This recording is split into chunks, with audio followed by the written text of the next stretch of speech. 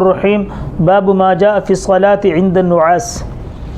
اونگ کے وقت یعنی شدید نیند آ رہی ہے اور اس نیند کے اندر یہ آدمی اونگ رہا ہے اور بس ایسی حالت میں نماز نہیں پڑھنی چاہیے، لیکن یہ مسئلہ یاد رکھیں، یہ جو باب کی حدیث ہے یہ تہجد کے بارے میں ہے، کیونکہ فرائض کے اندر ایسی کوئی صورت نہیں ہوتی کہ فرض نمازوں کے وقت ایسی نیند آئے کہ بندہ جو ہے وہ اونگ رہا ہو، نماز بھی پڑھ رہا ہو۔ تہجد کے وقت عمومی طور پہ یہ ہوتا ہے کہ آدمی کچی نیند سے اگر اٹھ جائے تو پھر اس کی نیند بھی آ رہی ہوتی ہے، تہجد بھی پڑھ رہا ہوتا ہے، تو پھر اس صورت میں اللہ کے نبی نے منع فرمایا کہ اس حالت میں اگر تم اونگتے ہوئے نماز پڑھو گے تو بجائے یہ کہ اپنے لیے دعا کرو یا استغفار کرو، بد دعا کر لو گے اور وہ بد دعا تمہارے لیے وبال جان بن جائے گی۔ تو حضور نے فرمایا اگر تہجد کے وقت تمہیں نیند آ رہی ہے، اونگ رہے ہو، حضور نے فرمایا پہلے سو جاؤ اور نیند پوری کر لو، جب نیند پوری ہو جائے پھر اٹھ کے تہجد پڑھ لو، پھر اٹھ کے کیا کر لو؟ تہجد پڑھ لو۔ تو یہ تہجد کے لیے۔ ہاں اگر کوئی فرض نماز میں بھی ایسی نوعیت آ جاتی ہے، کوئی ایسی صورت آ جاتی ہے،